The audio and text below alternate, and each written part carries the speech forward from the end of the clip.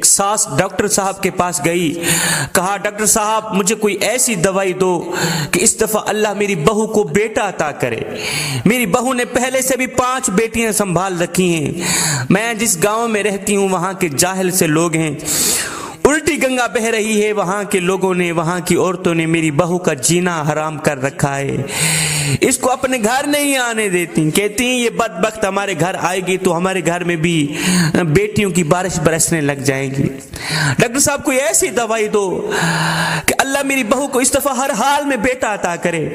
Doctor साहब ने कहा मोहतरमा जी, मेडिकल साइंस ने तो अभी तक इस तरह की कोई ऐसी दवाई इजाद नहीं की जिसके खाने से अल्लाह ताला बेटा अता करे। वहां पर उस औरत का शोहर बोला, जिस औरत की 5 बेटियां थीं, उस औरत के शोहर बोला इसका मतलब ये हुआ कि अगर दवाई इजाद नहीं हुई तो हमारी नस्ल आगे नहीं चलेगी। डॉक्टर साहब ने कहा ये नस्ल का चलना क्या होता है? उसने कहा जी बेटे की औलाद का आगे बढ़ना, इसे नस्ल का चलना कहते हैं हम लोग।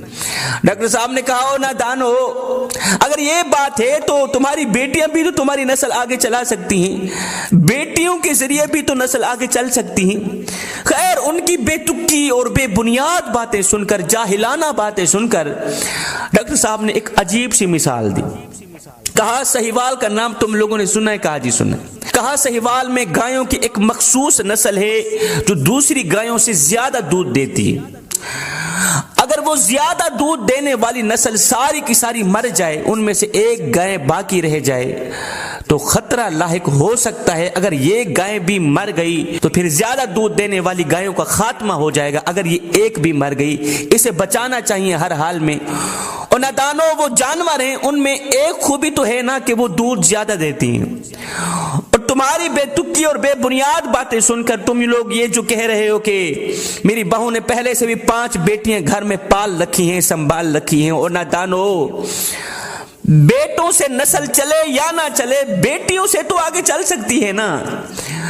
आखिर तुम्हारी नस्ल में ऐसी कौन सी खूबी है जो बेटों के जरिए तुम आगे चलाना चाहते हो? कौन सी खूबी है? वहां सुसर बोला जी पीछे कोई नाम लेने वाला तो भी तो होना चाहिए ना, कोई नाम भी तो बाकी रह जाए हमारा। डॉक्टर साहब ने कहा सुसर जी ये बताएं आपके परदादा का नाम क्या था? कहा जी मुझे पता नहीं। कहा अफसोस, आपके परदादा भी अपने दौर में ये सोचते होंगे, इसी सोच में मुब्तला होंगे कि कोई मेरा नाम भी लेगा पीछे। आपके दादा को भी अपने दौर में ये टेंशन लगी रहती होगी, ये परेशानी लगी रहती होगी कि पीछे मेरा नाम कौन लेगा। वो दादा, वो बाप जो अपनी बुरी कमर पे बोरियां लाद लाद के दिन रात एक करके ओवर टाइम लगा के अपने मुंह से निवाला निकालता रहा, तुम्हारे मुंह में डालता रहा, अपनी रगों से खून निकालता रहा, तुम्हारी रगों में डालता रहा। हाँ, खुद कमजोर होता गया, तुझे ताकतवर बनाता गया,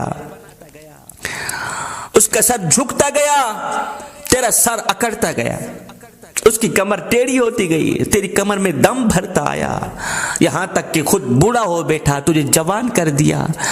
तू जवान ही क्या हुआ? उसने जिस सोच की बुनियाद पर इतने पापड़ मेले पीरों के पास गया, अपने मुर्शिद के पास गया, नमाजें पढ़ता रहा, जब जजा लेने की बारी आती तो कहता मालिक मुझे बेटा अता कर दे। दिन रात एक करके उसने अल्लाह से बेटा मांगा, उसको पाला, इस सोच की बुनियाद पर ये पीछे मेरा नाम लेगा।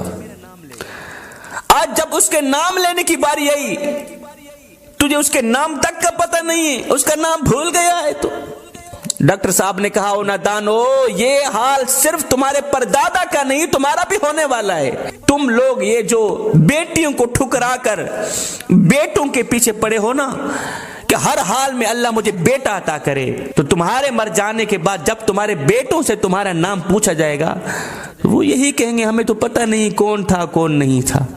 डॉक्टर साहब ने कहा वैसे भी मरने के बाद आपका कोई नाम ले या ना ले, आपको क्या फर्क पड़ता है?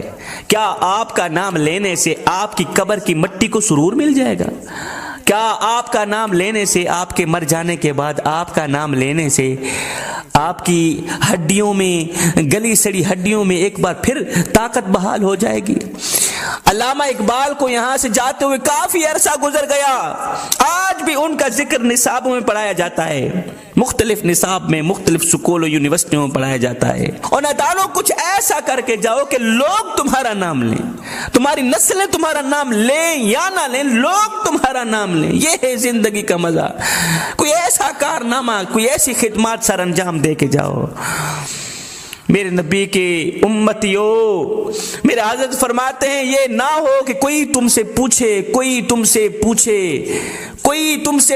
कि तुम कौन होते हो और तुम्हें शनाख्ती कार्ड दिखाना पड़े। देखो जी, मजहब के खाने में इस्लाम लिखा है, हम लोग मुसलमान होते हैं। फरमाया ना बंदे ना, किसी को पूछना भी ना पड़े, तुझे बताना भी ना पड़े। तेरी वज़ाकत, तेरा तर्ज जिंदगी और तेरा अंदाज मुआशरत इस तरह का होना चाहिए कि तू दूर से आ रहा हो, कोई तुझे देखे तो फौरन कहे ये कोई आम नहीं आ रहा, ये तो मेरे मोहम्मद का गुलाम आ रहा। कुछ ऐसा करके जाओ कि लोग तुम्हारा नाम लें, तुम्हारी नस्लें तुम्हारा नाम लें या